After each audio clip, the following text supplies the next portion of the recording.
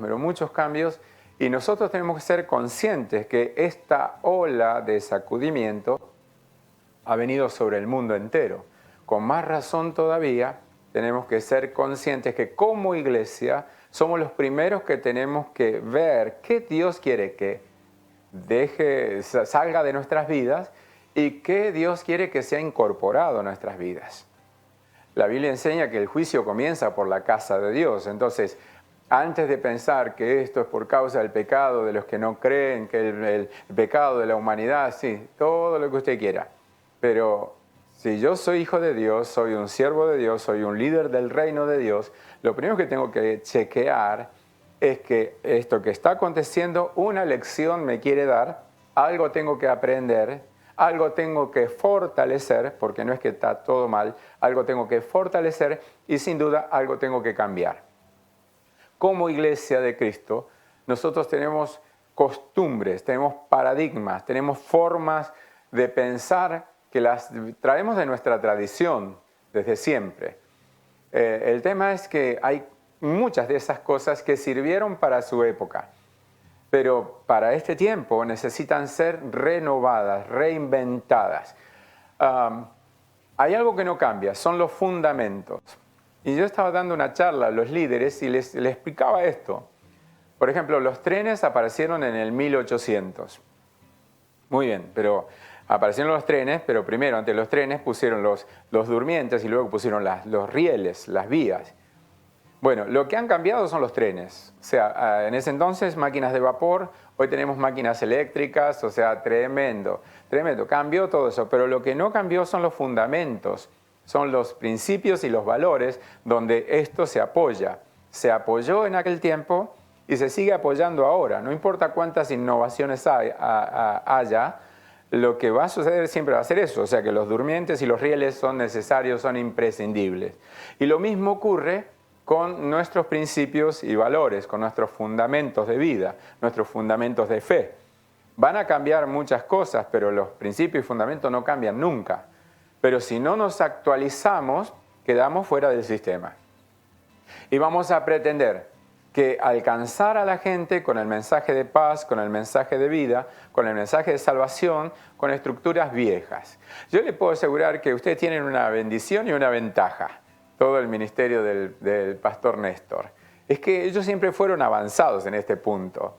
O sea, siempre fueron avanzados, siempre fueron adelante. Es más, cuando ellos comenzaron, ellos estaban avanzados para las formas de costumbres que nosotros teníamos. Claro, no quedaba bien, había algo que no nos permitía esa relación, esa comunión. Y no era un problema de ellos, era un problema nuestro. Un problema nuestro que no entendíamos, no nos actualizábamos. Y sin embargo, él vino con su impronta, con su empuje y con todo lo demás. Y hasta el día de hoy, si Dios quiere, hasta que el Señor lo quiera, va a estar sirviendo, siempre innovándose, siempre preparándose, siempre animando a las personas a estar un paso adelante. Ahora, hay un punto en el que siempre necesitamos el complemento de los ministerios. Por eso me siento muy honrado de que el pastor Néstor me haya convocado para esta charla, porque es un complemento de ministerios. Y tengo entendido que en estos días también va a haber gente de Estados Unidos y de otros lugares. Porque es un complemento, es una mezcla de unciones. Y cuando nosotros respetamos la unción del otro, ahí entonces se produce una buena mezcla que tiene buenos resultados. Ahora, cuando no se respeta la unción del otro, se menosprecia al otro, ahí es donde hay aguas turbias, hay fuego extraño. Pero estamos creyendo con todo el corazón de que esta convocatoria, tanto sea a mi persona como al resto de los ministros, es por la calidad ministerial, la calidez ministerial y el fundamento de fe que cada uno de nosotros tiene. Así que hay una muy buena noticia para todos aquellos que participan de este tiempo, que es: vas a ser bendecido, vas a ser edificado, vas a ser desafiado y vas a ser multiplicado. Hay cosas tremendas que van a pasar en tu vida y este es el tiempo y esta es la hora. ¿De qué vamos a hablar? De este punto, la eclesia. De esto es lo que vamos a hablar, de la eclesia. ¿Y qué es la eclesia? Muy bien. Muchos dicen, eclesia me suena un poquito extraño. Sí, sí. La eclesía en realidad es la palabra correcta porque es un término que viene del griego. Es una palabra que viene del griego. Por eso tenemos muchas palabras del griego, ya que el Nuevo Testamento está escrito en griego y en arameo.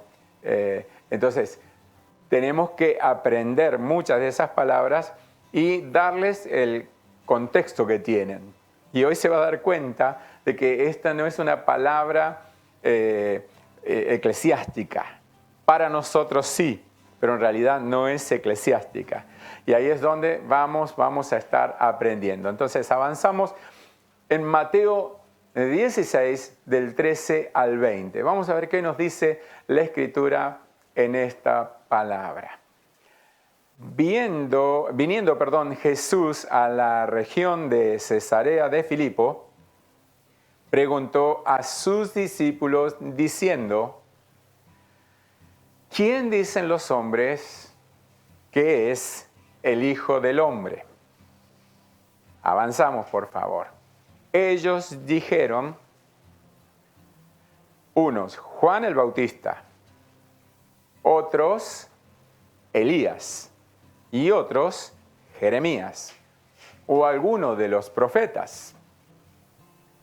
Y él les dijo, ¿y vosotros? ¿Quién decís que soy yo? Vosotros, ¿quién decís que soy yo? Respondiendo Simón Pedro dijo, tú eres el Cristo, el Hijo del Dios viviente. Entonces le respondió Jesús, bienaventurado eres, Simón, hijo de Jonás, porque no te lo reveló carne ni sangre, sino mi Padre que está en los cielos. Y yo también te digo que tú eres Pedro, y sobre esta roca edificaré mi iglesia, y las puertas del Hades no prevalecerán contra ella. Y a ti te daré las llaves del reino de los cielos, y todo lo que atares en la tierra será atado en los cielos, y todo lo que desatares en la tierra será desatado en los cielos. Entonces mandó a sus discípulos que a nadie dijesen que él era Jesús el Cristo. Tremenda palabra. ¿Y por qué la he leído tan pausadamente? Porque si tuviésemos que desglosar esta porción del texto de la palabra, yo les puedo asegurar que tendríamos para muchas horas de hablar. Pero nos vamos a enfocar en unos puntos muy, muy claves de la palabra cuando el Señor le dijo a Pedro, tú eres Pedro, y sobre esta roca, refiriéndose a él mismo, edificaré mi iglesia, y las puertas del Hades, del infierno, no prevalecerán contra ella. Hay muchos comentarios que nos hablan acerca de este pasaje en específico, pero había un lugar allí en Jerusalén donde que era muy, muy feo, muy tétrico, al cual le llamaban el Hades. Y las puertas del Hades, cuando Jesús señala las puertas del Hades, estaba señalando a ese lugar. A las puertas del Hades no prevalecerán contra él. Ahora bien, eclesía es la iglesia cumpliendo el propósito de su llamado. Eso es la iglesia, realmente. Jesús dijo, ustedes son la luz del mundo y la sal de la tierra. Cuando como iglesia no cumplimos el propósito de nuestro llamado, estamos cumpliendo nuestro propósito. Y lamentablemente hay una gran cantidad de buena gente que no ha entendido lo que significa dimensión de reino de Dios y trabajan para su propio reino. Ahora, ¿cuáles son las grandes diferencias? Es que una iglesia de reino es una iglesia de alto impacto.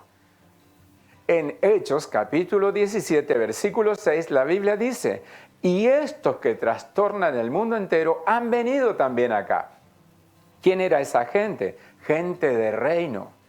A esa gente le estamos hablando en este día. La gente de reino es la que produce rompimiento, es gente de alto impacto, es gente que si los desafían saben que es por su bien y porque Dios los quiere promover. Esta es la idea. Para que la iglesia, las personas puedan cumplir su propósito, tienen que tener en claro quién es, qué hacen y para quién lo hacen. Una persona que no tiene idea de quién es, en realidad no sabe ni dónde está parado. Sí, yo me puedo llamar cristiano, pero que usted le ponga un nombre a algo no significa que ese algo lo sea. Cristiano significa ser y hacer como Cristo. Eso es cristiano. No tiene nada que ver con la religión o la tradición. Tiene que ver con un estilo de vida. Ya no vivo yo, más Cristo vive en mí.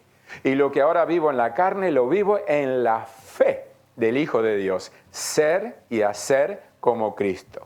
Y un hombre como Pablo, con el calibre de hombre de Dios que era Pablo, pudo decir, miren, yo no me la creo, yo no la doy que ya la he alcanzado, sino que prosigo la meta al supremo llamamiento de Dios. Entonces, tenemos en Dios un desafío muy, pero muy grande y que lo debemos asumir en primera persona. Es mejor que usted se ponga frente al espejo de la palabra para ser examinado por Dios, por la palabra, y ahí se va a dar cuenta de que cuántas cosas hay en su vida. Mire esto, mire este detalle. Por favor, no malinterprete lo que voy a decir. Mire este detalle. Por ejemplo, si usted quiere, las mujeres lo hacen principalmente, ¿no? Si usted quiere sacarse quizás algún barrito que usted lo percibe que está ahí, usted necesita aumento, o sea, un espejo con aumento. Entonces, cuando lo tiene, ahí se da cuenta y aparece grande lo que prácticamente era imperceptible. Esto es lo que hace la palabra. Esto es lo que hace la palabra. Le hace notar a usted y me hace notar a mí aquellas cosas que aparentemente no las tenemos. Pero cuando la palabra se abre, es como un espejo que nos muestra cuántas cosas debemos cambiar y debemos aprender a tomar la determinación de cambiarlas. Por eso la iglesia es del Señor. La iglesia es del Señor. Y esto le tiene que quedar claro a todo el mundo. Si vamos a trabajar en la obra de Dios, tenemos que saber que edificamos para Él, porque todo es de Él y para Él. Eso ya es cristocéntrico y a esa gente es la que le estoy hablando en este día. Cristo es el mismo ayer, hoy y por los siglos. Absolutamente. Su propósito no ha cambiado. Él cumplió su parte, pero delegó en la iglesia la responsabilidad de completar la obra que Él comenzó. Ahora, vamos a hablar un momentito de esto para ir, como quien dice, metiéndonos en el tema.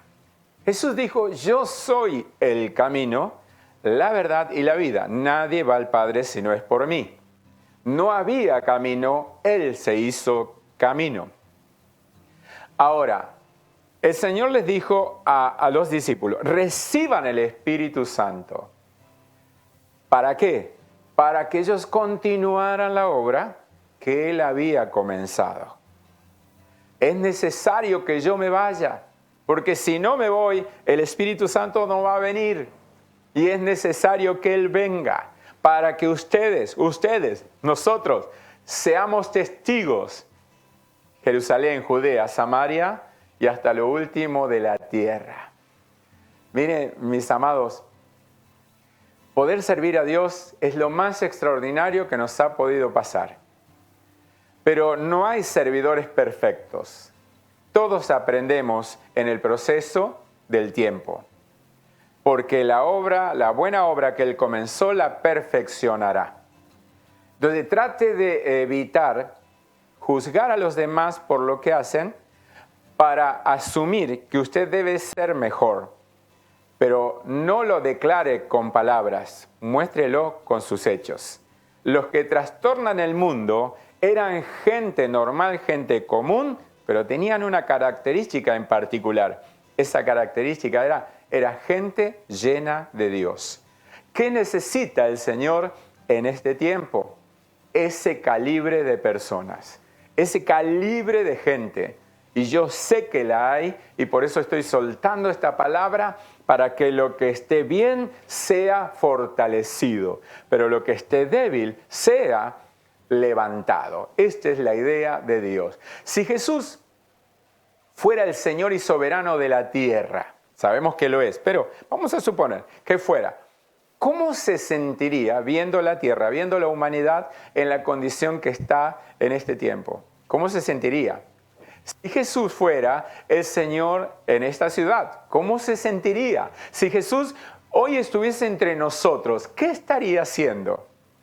Y ahí es donde todos los planes se nos sacuden, porque una cosa es lo que yo hago, lo que el pastor Néstor hace o cualquier otro ministro hace. Otra cosa muy diferente es lo que Jesús hace. Claro que en él operaba la sabiduría, la ciencia, la inteligencia, o sea, operaba todo. Pero él nos dejó el ejemplo para que pudiésemos seguir sus pasos y establecer el reino como Él lo hizo. Así que vamos a ver esta iglesia poderosa, iglesia extraordinaria. El propósito de la iglesia, ¿cuál es? Establecer el reino. Ese es el propósito de la iglesia, establecer el reino de Dios. Ahora, no confundamos ministerio con reino. No lo confundamos. Porque el ministerio debe servir al reino y no el reino al ministerio. Hay mucha gente que lamentablemente se fanatiza con los ministerios. Se fanatiza. Absolutamente se lo digo, se fanatiza. ¿Y sabe quién es el único que tiene ganancia con eso? Es el que divide la iglesia para que no tenga fuerza.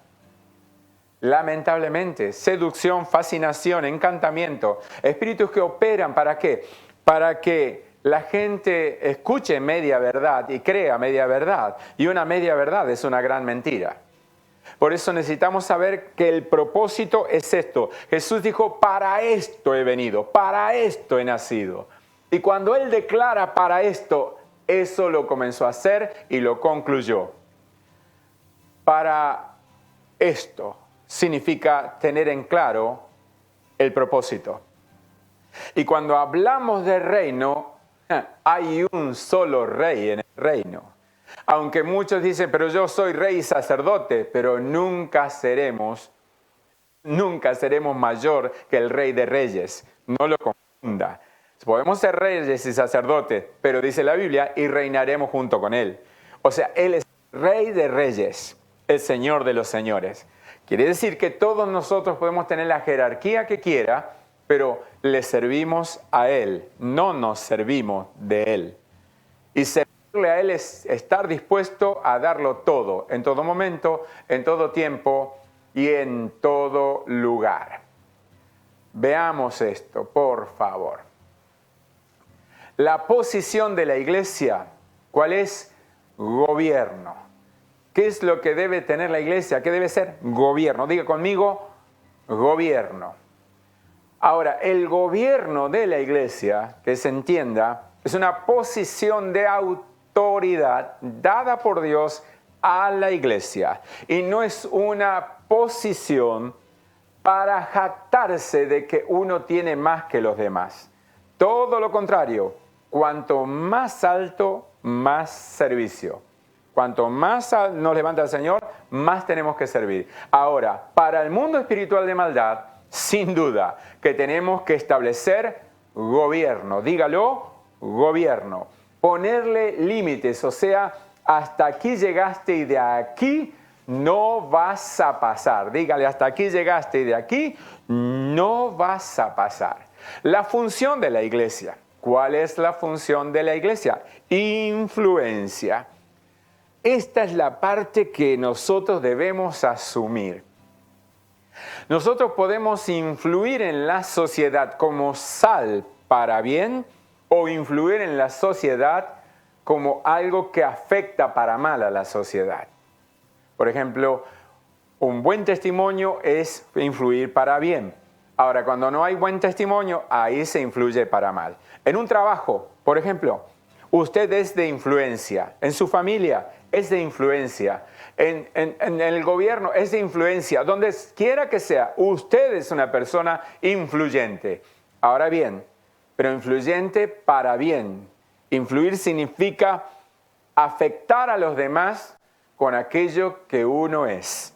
Eso es influencia, afectar a los demás con aquello que uno es. Esa es la función de la iglesia. La función de la iglesia es influencia.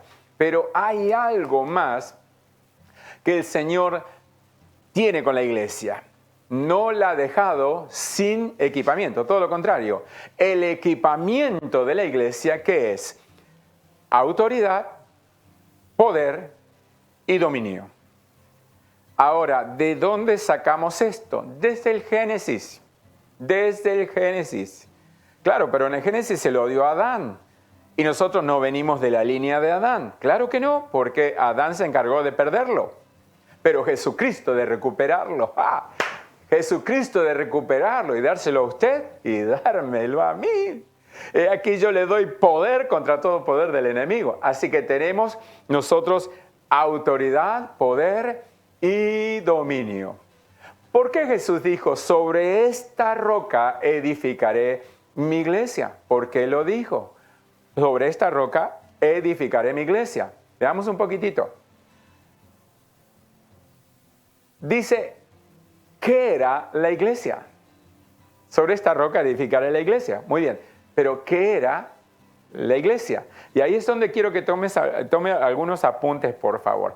Algunos, si quieren, pueden sacarle una foto a la pantalla y ya les queda ahí el escrito y después lo pueden repasar otra vez si ustedes quieren. ¿Sí? Cuando él habló de la iglesia, no estaba pensando en términos parroquiales, en mentalidad de templo. Esto que usted está escuchando ahora, yo creo que no hay uno que no le haya sucedido. Vamos a la iglesia. ¿Qué se imagina? Una iglesia, un templo. O alquilamos un galpón, acá está la iglesia. Sí, en realidad es un local, pero no es la iglesia. Y yo sé que a muchos les duele cuando uno dice estas cosas porque al final, ¿en qué quedamos? Si esta es la iglesia, no es la iglesia. La palabra iglesia significa asamblea de llamados, son las personas son la iglesia. Los edificios son el lugar donde la iglesia encuentra equipamiento, donde se prepara para la obra del ministerio. Pero en realidad la iglesia son personas, es usted y soy yo. Un edificio tiene muy poca influencia. Una persona tiene mucha influencia. Un edificio no habla, las personas sí hablan.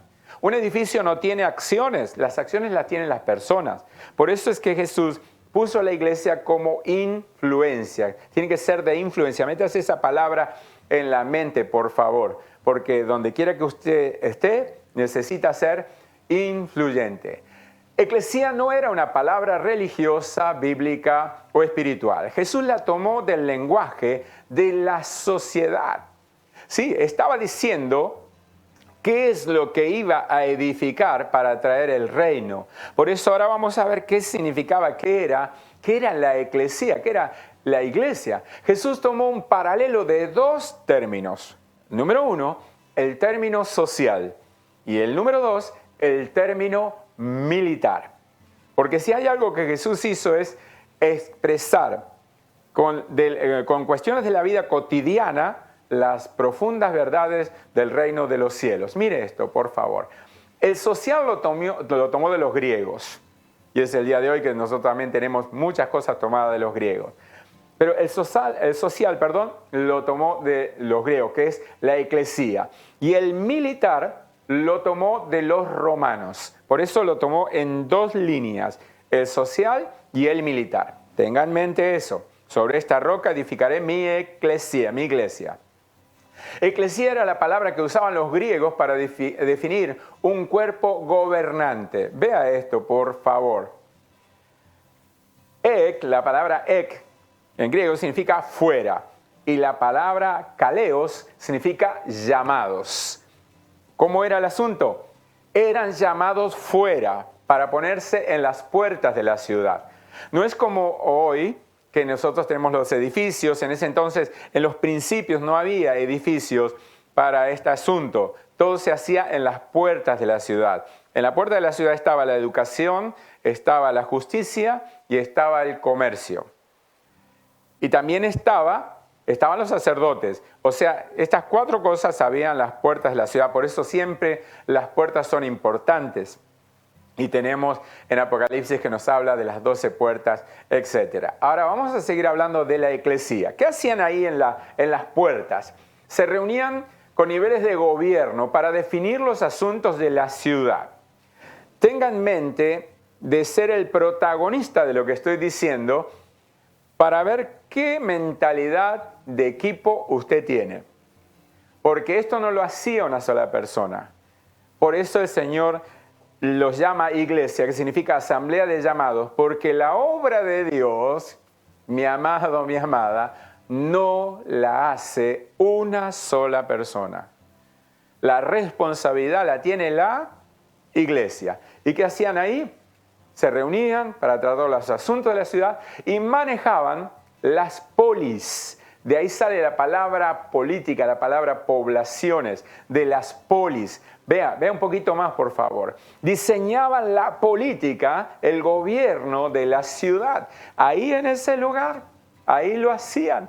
Por eso, mire la mentalidad de Jesús al declararle sobre esta roca edificaré mi eclesía, porque estaba teniendo en mente todo lo que esta gente hacía. Tenían la potestad de decidir en las puertas de la ciudad que entraba y que salía. Y eran como los guardianes de la ciudad. Ahora entiende por qué Jesús le dijo que todo lo que atares en la tierra será atado en el cielo y lo que desatares en el cielo será desatado en la tierra. Por esto se lo estaba diciendo. Porque esta imagen ellas lo tenían claro. Ya sabían de qué se trataba. Ahora, Jesús le estaba dando una aplicación espiritual a la cual ellos la estaban escuchando de la misma boca del Señor, le estaba revelando una profundidad espiritual con algo de la vida cotidiana, de algo que ellos conocían. Lo que atares será atado, lo que desatares será desatado. Y esto hacían la gente ahí en el gobierno. Cuando Jesús dijo, edificaré mi eclesía, estaba diciendo, voy a tomar un grupo de gente que represente mi gobierno. Aleluya. ¿No se siente feliz? Yo creo que debería sentirse feliz de una u otra manera, porque ni usted ni yo calificábamos. Se lo puedo asegurar, se lo puedo asegurar. Los griegos no escogían cualquiera, escogían gente capacitada, no eran cualquier persona los que eran la eclesía, los que eran la política, el gobierno, ¿no? Porque tenían que definir los asuntos, necesitaban inteligencia, ser gente preparada. Ahora, ¿qué dice la Biblia en Corintios? Que de lo necio del mundo, de lo vil del mundo, de lo menospreciado del mundo escogió Dios. O sea, el Señor sí sabe lo que hace porque sí sabe lo que ha puesto en cada uno. Y en cada uno ha puesto capacidad de gobierno. Dígalo conmigo, capacidad de gobierno. Ahora bien, no representamos un gobierno ministerial, o sea, de un ministerio. Representamos el gobierno del reino de los cielos. Y si tuviésemos nosotros la capacidad de la humildad de reconocer semejante grandeza depositada sobre alguien tan frágil, no dejaríamos de darle gracias en ningún momento. ¿Sabe qué? Se echaría por tierra la competencia, desaparecería la vanagloria, la jactancia. ¿Por qué? Porque no seríamos conscientes de que no teníamos nada, pero Él nos lo dio todo. Por eso piensen esto, por favor. Esto Jesús tenía en mente cuando les hablaba de la iglesia. Y esta gente a la cual Él estaba escogiendo era gente que pudiera legislar. Ahora, pero no tenía ni idea de cómo se legislaba. Pero Jesús les daría espíritu de poder, capacidad de inteligencia, sabiduría. ¿Recuerdan el libro de los Hechos? ¿Pero cómo? ¿No son galileos estos que hablan? O sea, ¿pero cómo? ¿Cómo esta gente dice esas cosas tremendas? y en nuestro propio idioma. Miren si no hay una gloria de Dios desatándose en este mismo momento, de norte a sur, de este a oeste, y a cada lugar donde esté llegando esta impartición. Usted y yo somos gente necesitada de Dios. Y cuanto más lo reconozcamos, más espacio le damos a Él para que nos pueda capacitar mejor. Permítale a Dios, en el área que sea, en el área que se encuentre, ministrarle por el Espíritu Santo. La gente que Él llama es para legislar, para traer orden, para traer justicia. Un hijo de Dios es un hijo de justicia y tiene capacidad de impartir justicia. Mire, vivimos en un mundo injusto, en una sociedad con muchas injusticias. Imagínense, ¿qué nos toca a nosotros? ¿Ser parte de eso o ser aquellos que pueden traer respuesta real a la sociedad? Dios nos ha llamado para esto. Esta gente tendría que traer niveles de autoridad y gente que pueda abrir y cerrar. O sea, permitir o no. Porque todo lo que hagan aquí será atado, soltado arriba. Entiende que no es para algunos, esto es para todos. Acá no hay algunos elegidos. No, acá Dios está llamando a los escogidos. Y los escogidos son los que deberían ser los protagonistas de esta hora. Hay gente desesperada por abrir el templo. Por favor, mi amado, no es momento de hacer eso, porque todo está muy sensible, todo está muy frágil. El virus anda dando vueltas por todos lados y no saben ni siquiera dónde está. Claro, usted me puede justificar con argumentos religiosos, pero no, pastor, yo creo en Dios y como creo en Dios, la plaga no tocará mi morada. Póngale el título que quiera. Pero la Biblia nos enseña respetar a nuestros gobernantes. Y se ha decretado que no haya reuniones, no las haga. Sea prudente, porque ahora por este medio estamos llegando a muchísima más gente que la que hubiésemos tenido en cualquiera de nuestras reuniones. ¿Y cuál es el afán? ¿Cuál es la carrera o contra quién está compitiendo? Para de pronto decir yo voy a hacer un grupo de gente, un grupo de personas, voy a hacer esto, no lo haga, no lo haga. Dios, como le dije al comienzo, Dios le está hablando en primera persona. Y esa primera persona significa que si usted es lleno del Espíritu Santo, Él añadiría a la iglesia los que habrían de ser salvos. Y la iglesia es usted y soy yo. Y si yo puedo operar en milagros, usted también lo puede hacer. Si yo puedo liberar oprimidos, usted también lo puede hacer. Significa que esa iglesia, que es usted, va a ser una iglesia avivada, una iglesia encendida, una iglesia que de pronto cuando llegue el momento y nos podamos juntar, no va a haber una pequeña llama, sino va a haber una hoguera, va a haber fuego de sobra para que los enfermos se sigan sanando, los oprimidos liberando, los necesitados siendo bendecidos. No es un sueño, no es una utopía, esto es una realidad de los que creen. Y le estoy hablando a gente que cree en este día. Mire un poco más. Para los romanos, ya vimos la parte social de los griegos. Ahora vamos a ver, para los romanos, eclesía era otra cosa. Y nosotros tenemos que tener ambas. Pero esta es la que más cerca nos pega, la que más cerca nos toca. Mire, tenían dos formas de tomar territorios y gobernar las regiones, los romanos. La número uno, fíjese, la número uno era invasión. Enviaban su ejército a fuerza y espada. Pero escuche esto. ¿Qué parte nos toca de esto? Invasión. ¿Qué le dijo el soldado a Jesús? Solo di la palabra y mi criado sanará. Jesús dijo, vamos, no, solo di la palabra, porque es hombre con autoridad. Ahora, escuche esto. ¿Qué es la invasión que debe producir la iglesia, la eclesía, usted y yo ahora? La oración del justo puede mucho.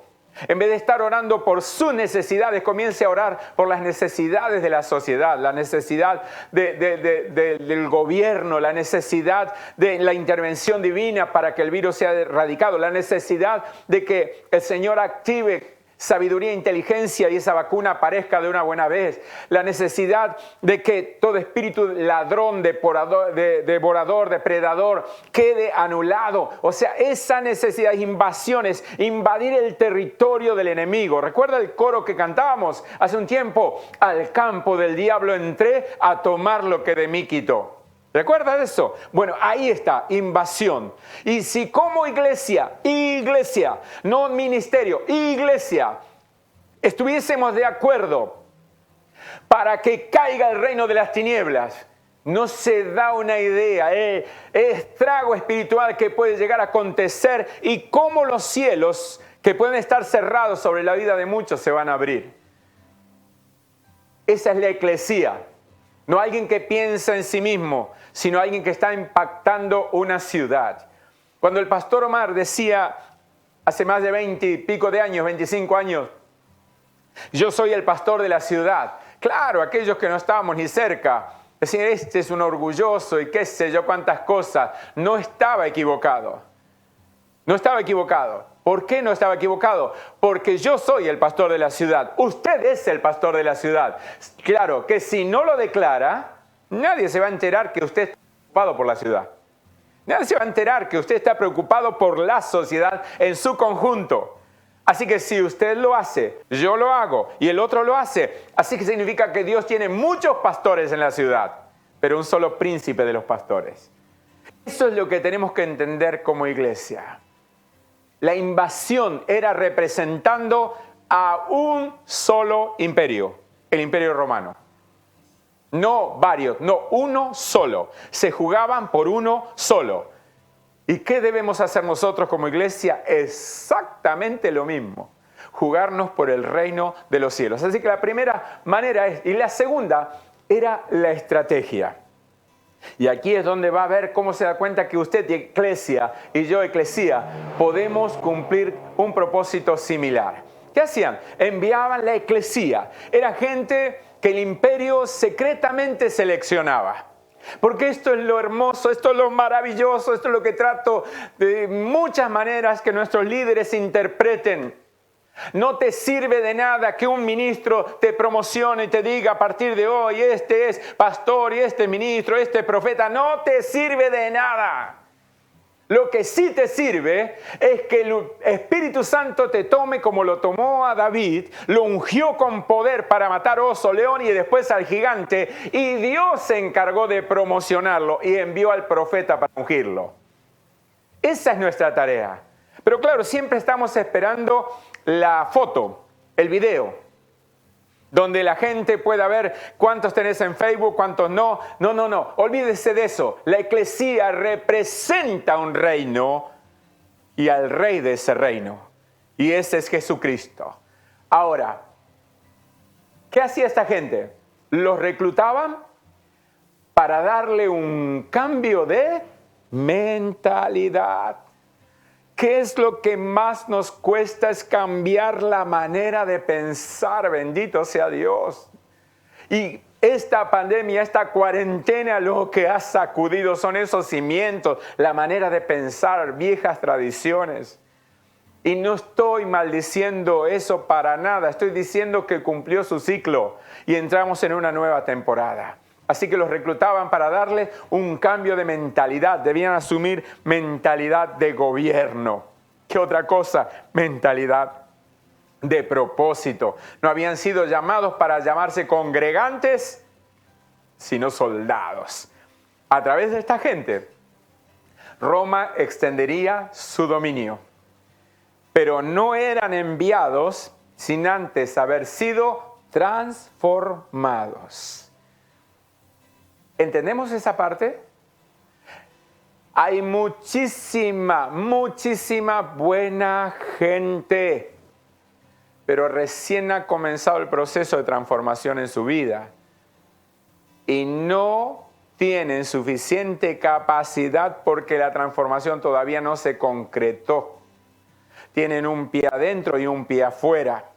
Y si nosotros enviamos a esa gente, van a tener una mente dividida. ¿Y qué dijo Jesús? Una casa dividida contra sí misma no prosperará.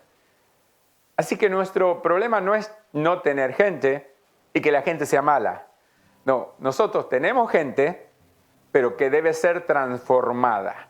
Y deben ver a aquellos que han alcanzado transformación, qué es lo que Dios va a hacer con sus vidas. Necesitamos mostrar mucho más que palabras, ejemplos concretos, prácticos. Mire esta gente. Todas las profesiones u oficios eran reclutados. O sea, los romanos tenían una inteligencia tremenda y sabían muy bien cómo llevar adelante la tarea. Así que hacían, reclutaban a los mejores. Porque esos, oiga, eran los enviados. Y la palabra enviados sale de ahí, apóstoles. Estos eran los apóstoles, que eran enviados con una misión, pero nadie se enteraba de que ellos eran de Roma. Nadie se enteraba. Mire esto, se mimetizaban. Era un cuerpo de élite secreto de infiltración. Los adiestraban y los enviaban a la ciudad que querían tomar. Ay, ay, ay, ay. Vamos a ver si el Espíritu Santo me da suficiente gracia como para soltarte esta palabra. Lucas, capítulo 10. Después de estas cosas, designó el Señor también a otros 70 y los envió a cada aldea y ciudad donde Él habría de ir. Fíjense qué tremendo. No necesitamos abrir templos para poner nuestra marquesina y nuestro nombre bien en alto, porque no lo conquisto para mí, lo conquisto para Él. Esta es la tarea apostólica. Ese es el verdadero fundamento apostólico. Pero claro, si tu nombre va a ser puesto debajo en la marquesina, quizás te duela un poco el ego, pero si Dios te escogió, no tenés alternativas. Cristo, solo Cristo.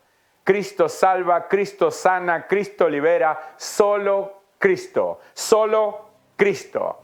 Y ahí estaba la iglesia con gente tremenda. Allí penetraban los ambientes y nadie se daba cuenta de lo que estaban haciendo, porque para el resto era normal. Y acá voy a aplicar otra palabra más. Y esta palabra es, cuando vayas a orar, ora en público, para que el público te aplauda.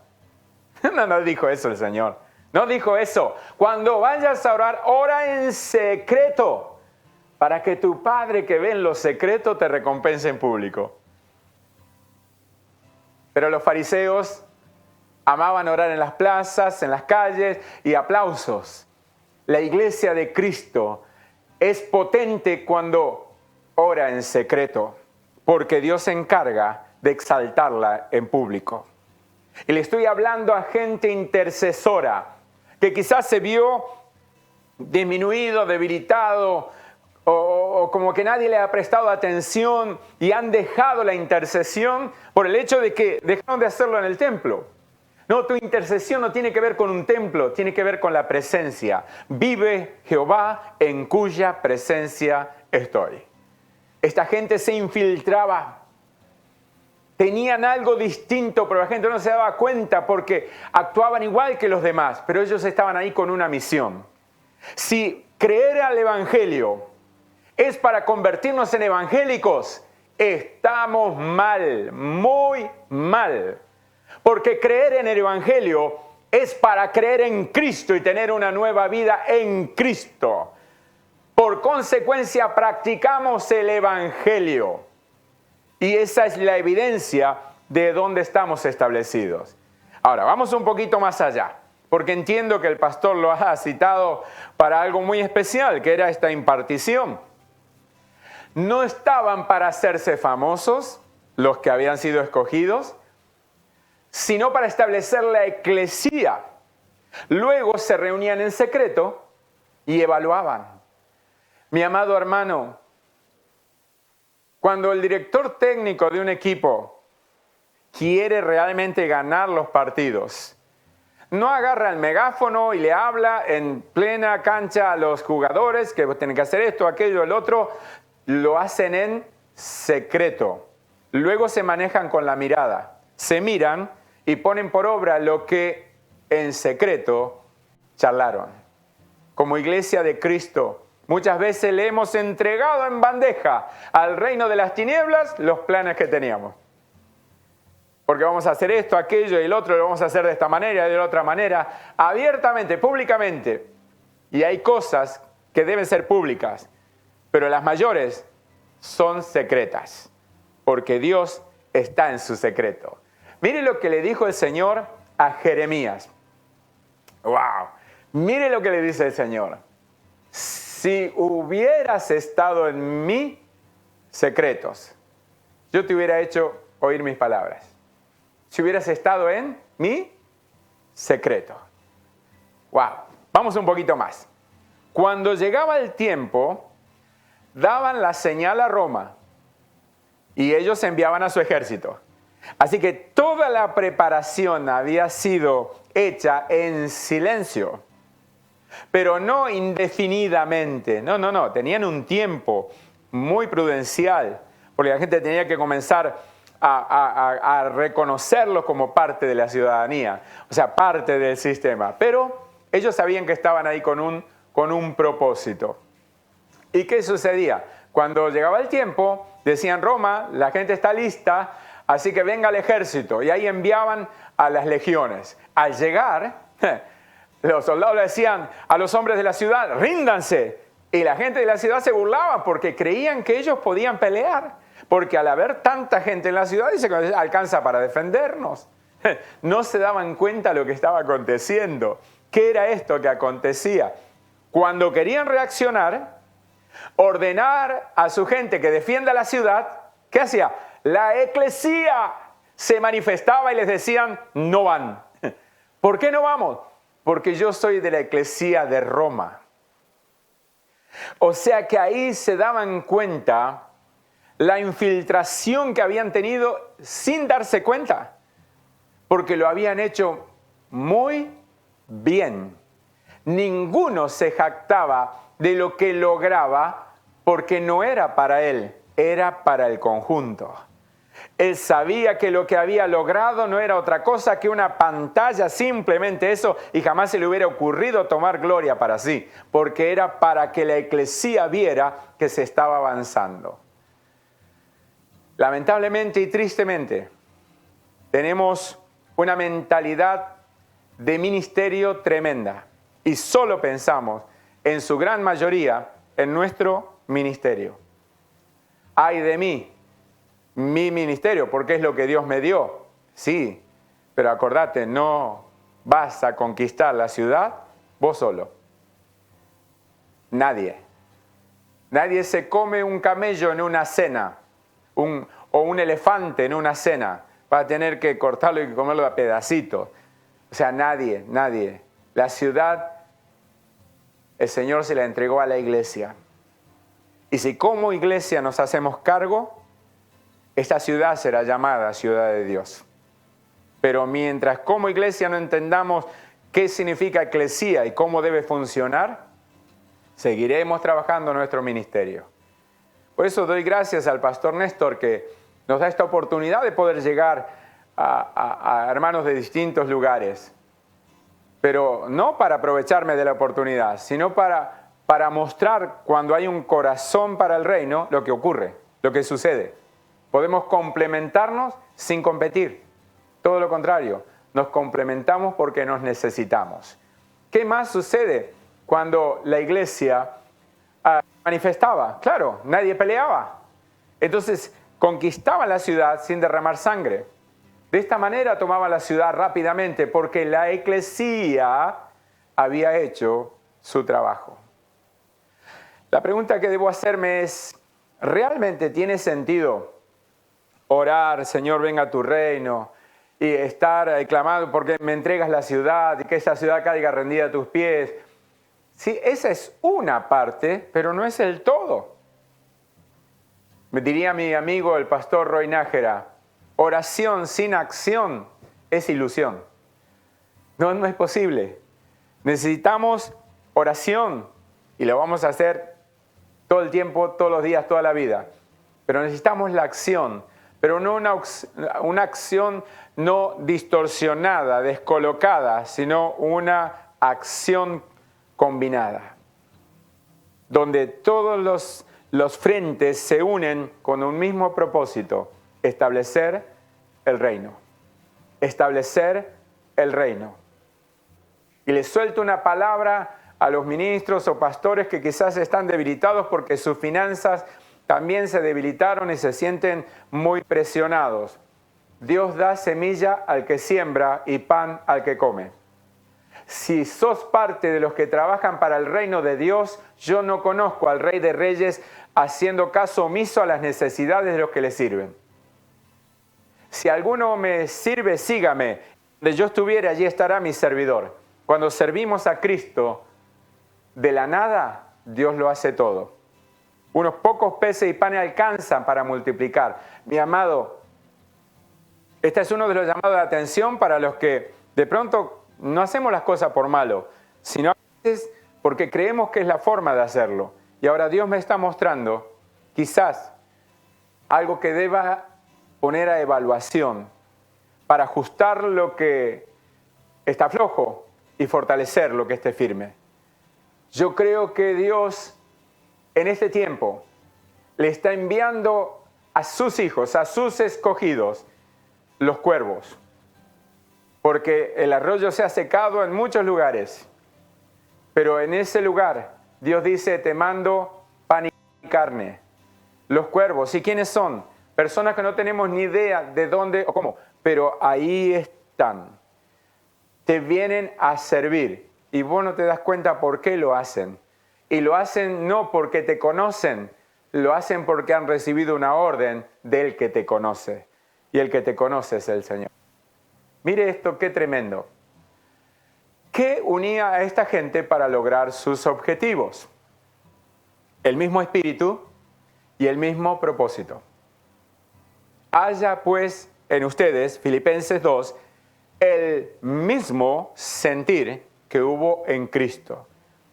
La palabra sentir se puede traducir también actitud. Haya pues en ustedes la misma actitud que hubo en Cristo Jesús.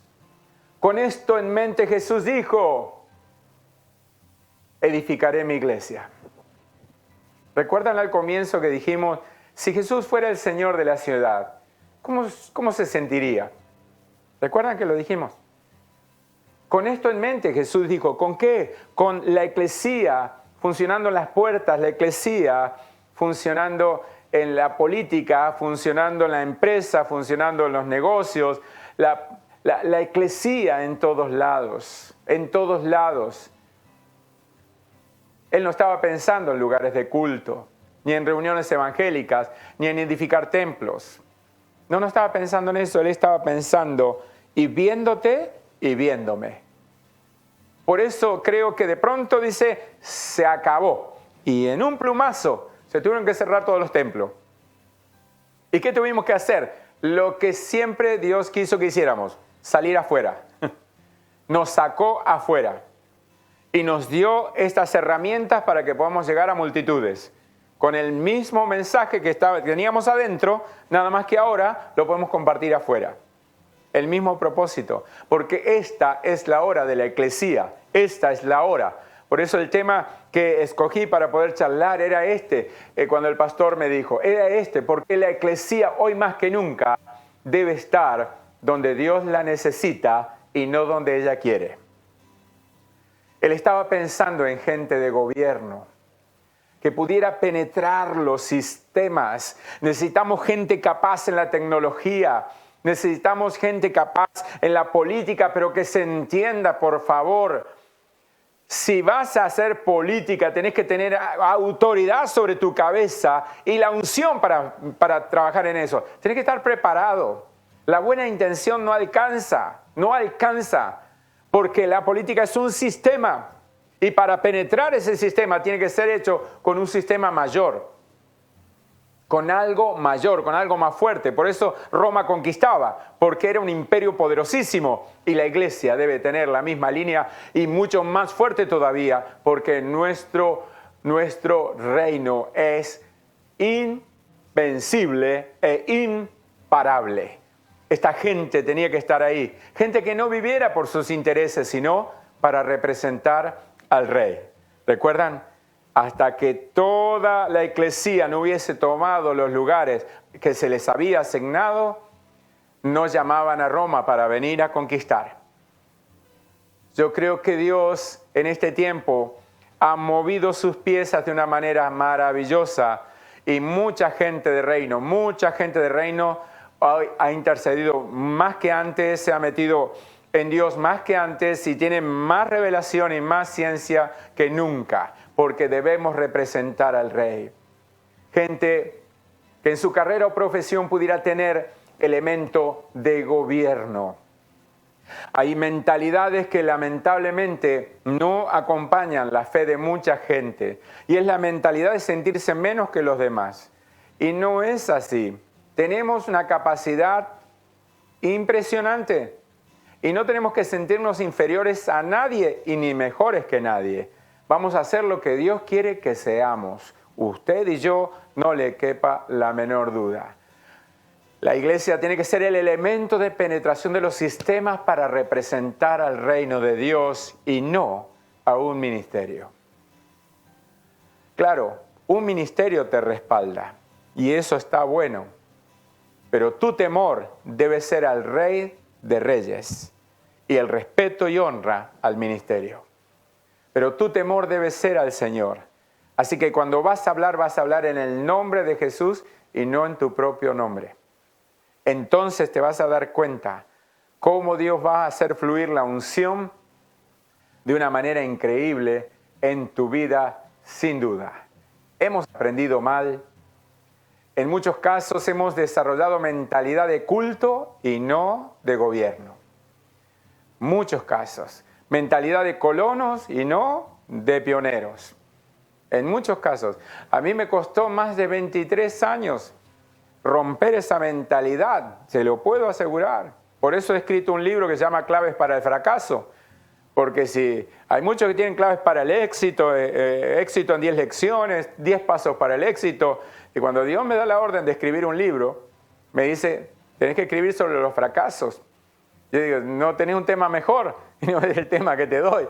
Porque vas a tener que enseñar a los demás para evitar que otros cometan y pierdan muchos años de su vida por no tener un parámetro, alguien que les cuente la verdad.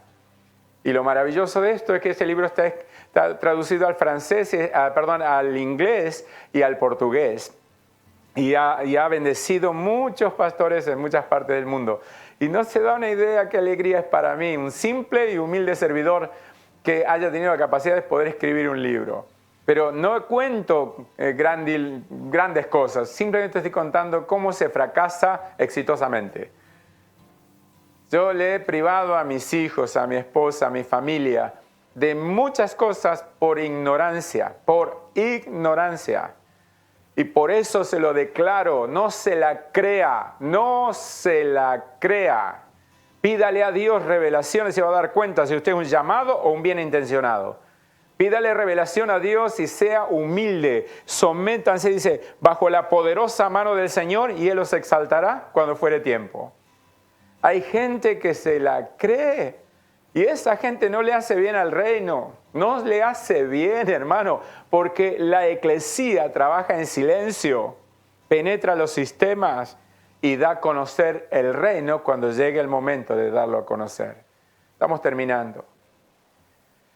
El Señor quiere capacitarnos para ser buenos obreros y no tanto para afectar para afectar la sociedad en distintos niveles, pero no afectarla de manera humana, sino de manera divina.